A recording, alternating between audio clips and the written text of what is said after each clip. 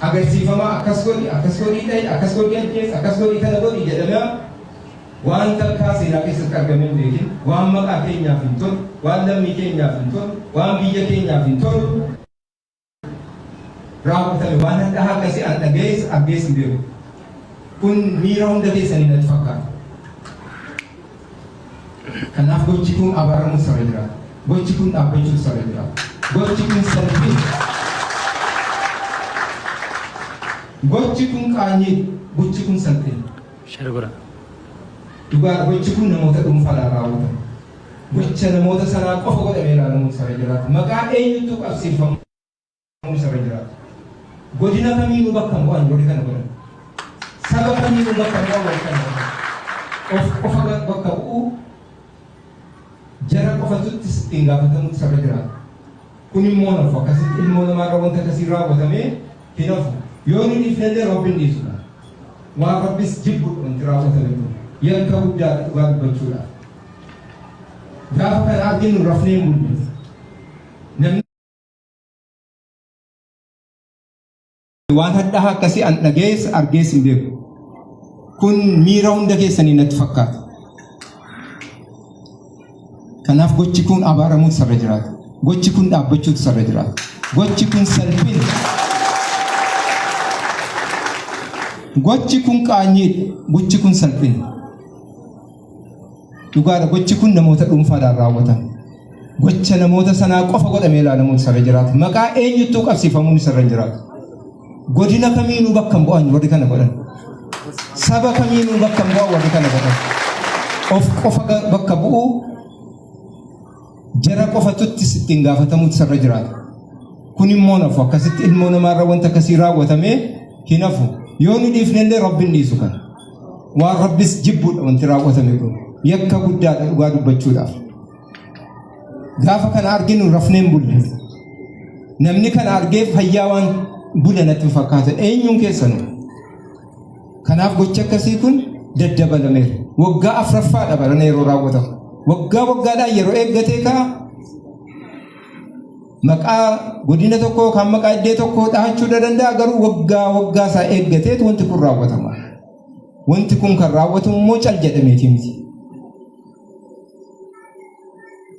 Waan fiixaan baasuudhaaf hawwame yookaan bu'aa kana keessaa argachuudhaaf barbaadame an bu'aa akkamiis akka ta'u kana gochuudhaan maaluu galma akkamii bakkaan gahuudhaaf akka raawwatamu wanta akkasii waan namaan galle dhugaa dubbachuudhaaf.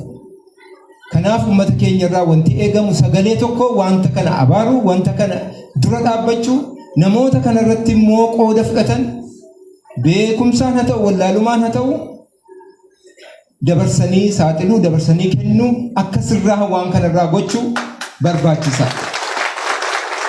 Gochi kun dabalamuu hin qabu yoo ta'e namoonni kana irratti qooda fudhatan kun badii raawwatamaniif badii raawwatan kanaaf itti gaafatamuutu isaan irra jiraata. Kana irratti shakkii tokko malee qaamoliin kana keessatti wanti kun nu qaanesseera nu salphiseera mataa nu cabseera waan hadhaa akkasii arginee hin beeknu jedhee uummanni keenya hawaasni keenya socho'uu jalqabee jira. Sochiin kun waan yeroo tokko mul'atee dhaamu ta'uun isarra hin jiraatu. Hamma fiixa bahutti embasiin Itoophiyaa konsilaan keenya Jiddaan jiru mootummaan Itoophiyaa waan kana irratti hadheeffannaadhaan hojjeta kana irratti shakkii tokko qabaachuun isarra hin jiraatu.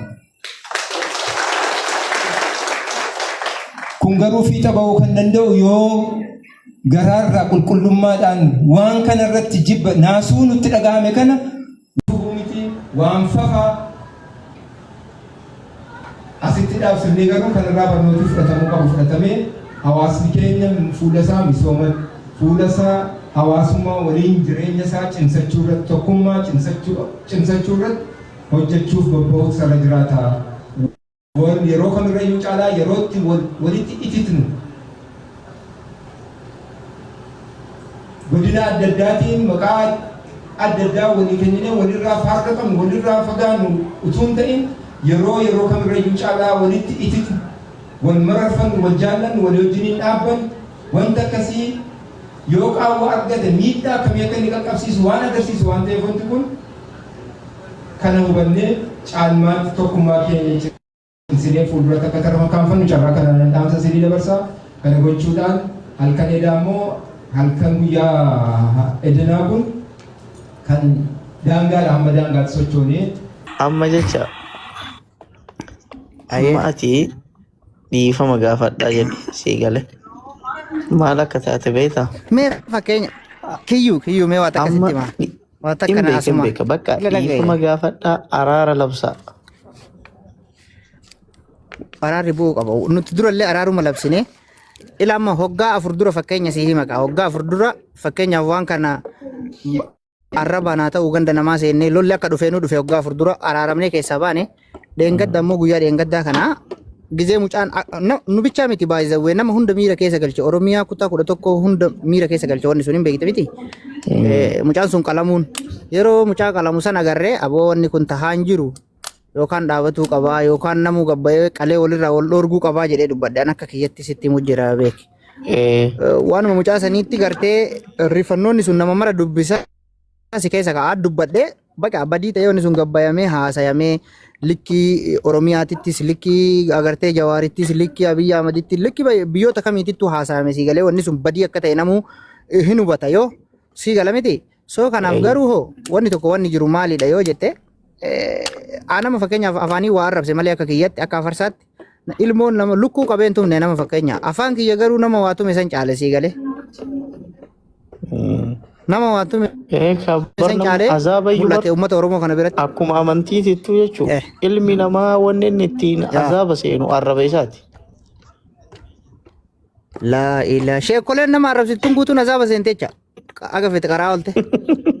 Subhaan dubatte warabara.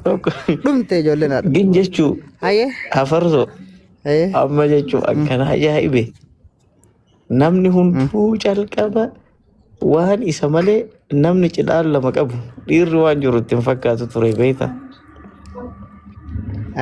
Gin namicha akkamitti ilaalte?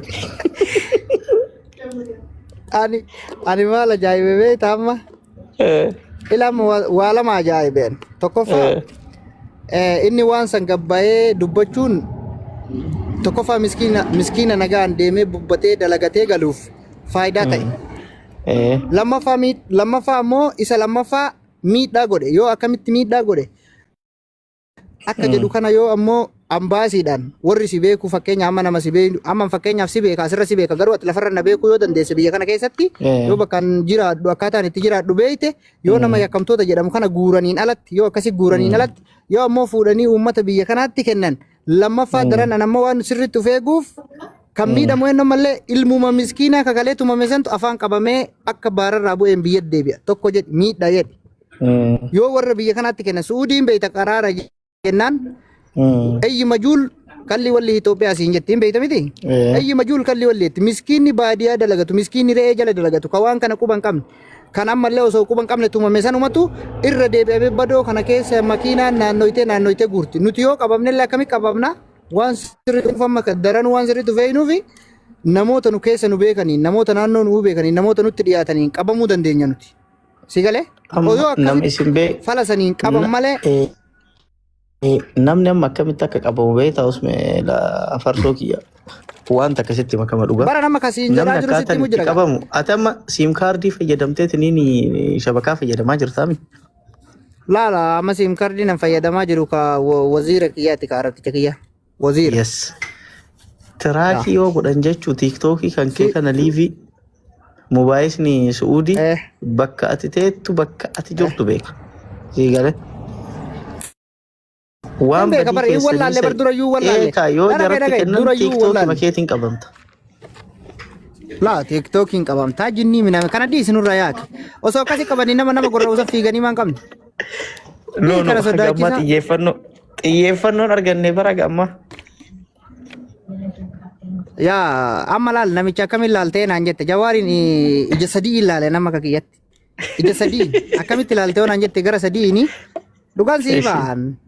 Ija takka osoo ilaalle ija sadii ilaal tokkoffaa asiyaasu siyaasatti siin jedhan asiyaasatu gaafa siin jedhan nama uf jala yaasuufi amma bar waan hedduu ganama galgala taa'eetuma Kadiijaan biyya sani Haliimaan biyya sani eenyuun biyya sani ganda sani ramuu maal godhaadha kireedit waan jedhamu jira gizee hawaasni si jala deebi'ee bakka harka sii dha'ee waan san xiqqoo nu yooma fakkeenyaaf sooshaal miidiyaa kana irratti nama xiqqishoodha ragaxaaf tolu argitee miti laaltee ragaxa sii galee namni xiqqishoo puush si godhu si galee miti akkas godhe ammanni lammaffaa hawaasni su'uudii kuni xiqqishoo si siyaasaan yoo nama harkaa waan jejjette namni bakka waan kanaan bakka godhatee namni illee gara isaa gargalee deeggaruutti baay'ata deeggarsallee deeggar amma fakkeenyaaf ijoollee jimmaa kana laalee akka jiruun gabbaa'ee jawwisha warri qara jawaariin tiisisa malee waa tokko waa godhuu hin danda'u jedhuun jawwee leenca ati ilma oromooti nuti siyaasarra garagaraatti wallabna malee maali jimmaan jecha takkaa jimmaa farsitu argeen beeku anaan kaan jawaar abiyyiin biyya qabate garuu dhiyooma kanarraa jimmaan akka jirtutti mata miilan abichuu koo jawwee koo jettu jecha. So kanaaf waan akkasiitu jira jecha siyaasa tokko jedhi sun inni lammaffaa ammootiyyuu miskiinarraa dhaabuu sanitti waan kana gadi bahee dubbachuu sanitti sirrii jira miskiinni dhaabatee miskiinni nagaan darbaa jira karaa nagaan darbee bakka darbaa jira yoo dalagallee dhabe si galee miti inni sadaffaan ammootu anama ayyee dubbadhu. Garuu wanni akkatti balaa namatti fidu wanni akkatti durriyyee cinqu jechuudha. Wanni akkana musiibaan akkanaa kun namni hin dhufe namni adeem jira gaafa asirra hunduu dhukketti ol kennu san hin jiru. Hin dhufa. Ana maka kiyyatti hin beeka akka dhufu maaliin beeke jedhe. Ana akka kiyyatti hin beeka maaliin beekte jedhe. Namni gaafa waan biyya kanatti ama fakkeenyaaf irra caalaa dhugaa dubbannu hattutu biyya nutu ama fakkeenyaa nama akka kiyya dalagataadha garuu ammoo yoo wanni wayii dhufu nan quuqama ati ama fakkeenyaaf ganda lattee fi yoo dubbachuullee baatte garaa kee keessa hima quuqamtaa beeki yoo dubbachuullee baatte akka fakkeenyaa sii kaasee beeki so hattuu biyya kanaattu waan kana fidaa oola malee sii gala miti durallee bar namni waa lafaa ka'ee walloo barbaadaaf yookaan arsii barbaadaaf qabu hin jiru hattuun biyya kana keessa jiru gaafa ati dalagatte miskiina ganda dalagatee ama fakkeenya arsiillee hima hattii bara hattuun biyya kana keessa jirtu baay'eedha ijoollee arsiillee tumteetuma boochiftee gadhiifti nama itti himattu hin qabdu ijoolleen ganda biraa yoo tuman ammoo ijoollee ganda saniittu na hatee jedha gadi bayanii miskiina biraa qaxan jecha sababa hattuun biyya kana keessa baay'ateef okay sababa hattuun bakka bakka taa'ee waa hatuuf sababa saniif nullee gayaa jecha achirraa ka'ee sii galee nullee warra sooshaal miidiyaa irra jiru kana gayaa mitiire nuti gabbaanee dubbanna yeroo san balaan achirraa nuti dubbannu kun as garagalee ammas maal ta'a hawaasa gurguddaa dhaqqaba hawaasa gurguddaa gaafa dhaqqabe immoo wanni kun warruma asirratti haasamuun miidhamaadha jecha hattuun lafa taa'u sun ammallee ma jira namni maqaa hattuu boossi godhee jiraa gammaa biyya kanatti hin jiru bar na hattuu takkitti boossi godhee gammaa nama jawwaala namarraa saamu nama bilbila namarraa saamu. Amma laali amma farsoo nama bilbila namarraa saamu nama mallaqa namarraa saamu namni tokko haga amma jilbiifadhaati sii galee amma jilbiifadhaati hundi keessanuu okay kama dhugaa siin jedha wallahi sii galee namni baratee namni waa hubate amma namni batalee namni akka isaa ka hogganaa kun sii galee karaa baay'ee beeka shiraaf sharri baay'ee sii galee mootummaan dhiifama namaa godhuu danda'a garuu inni dhiifama namaa hin godhu nama qabnaan nama qaba garuu yaadni kan kee hunduu sirrima tahee amma akkana godha sa'aatiin ijoollummaa sa'aatiin taphaa sa'aatiin kolfaa ishi asii jidduu kanatti wanni addaan kiriir naa gootu dhiifamallee wanni kiriir addaan naa gootu no wannan kiriir addaan isinii godhu amma maqaa dhageeffadhu maqaa dhagay ila bar kiriir nuu godhi fakkeenya bakka kana maqaa jawaar yaamaa gangalataa dhiifama gaafannamu maqaa miskiina dhumee kana yaamaa dhiifama gaafanna kamire lammata ittiin deebinuu jettanii okay lammata ittiin deebinuu jettanii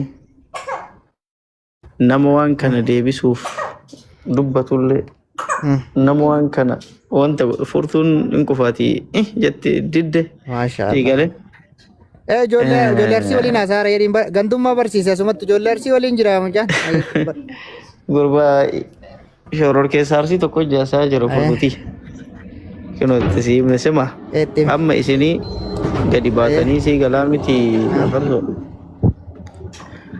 miskiina miidhaman san kana booda nama miskiina miidhu nama tawakkalataa nama karaa deemu qabee dararu hunda isaa ofii keessanii adamsitanii akka shorxatti kennitan bakka inni jiru akka xoqqomtan lakkoofsa bilbila sa'aatii san inni of harkaa qabu akka himtan waan kana hunda isaa dhaamtanii walii dhaamsifattanii sii galaa miti kama dhugaa dhiifama onni irraa madde ummata gaafattan malee Jawaar immaa waa isaa arrabsitanii isinitti garagaleen ummata wal arrabsuu keessa miskiin wal miidhutu iyyuu boqonnaa isa kute namni itti ergee jennaan sii galee sababa saniitiif garagale sii galee wallahi dubbiin jajjabattee maa jira dubbiin bada sii galte dirqama namni Jawaar akka Jawaar addunyaatti dhageettii qabu kun gaafa si hottare mootummalleen imeejii isaa balleessa suuraa isaa balleessa waan taateef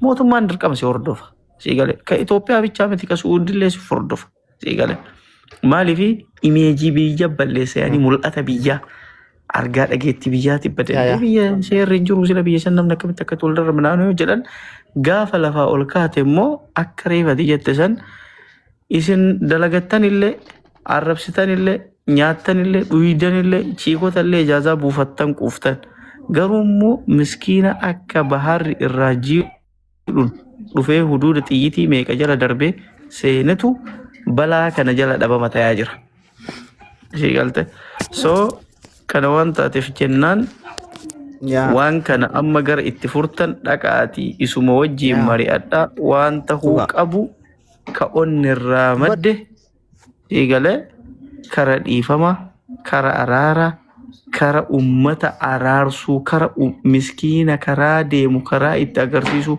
duraan bar amma namni laal mucaa tokko irra hoolota eegaa yaa rabbi Jawaar Muhammadii umrii dheeressii jedhe maaliifii jennaanii duraan Oromoo ofirraa eegaa halkan irrafuu kare'een baadiyaa kana waadii keessa jirtu angaara gubbaa taa'aa Oromoo dheefeedhe amma garuu kino erga edaatii nagayaan bulee namni martuu Jawaar shorxatti nuyi maataa jedhaa jedhe sii galee soo wanti kun dhugumatti rakkoo ture dhugumatti ummata dararee dhugumatti wanti kun rakkoo ture jechuudha sii galte amma Okay, thank you. Galatomi. Daddaftanii sii galee usmeen eessa badde koo akkuma jedhe huduudatti badde obboleessoo usmeen yoo barbaade udduun abbaa barbaade irra taa'ee qabu yaadu kaasoo dhiisi dhageeffadhamma agarratti aganuma saayibaa kee arrabsu dhaabbuufta laki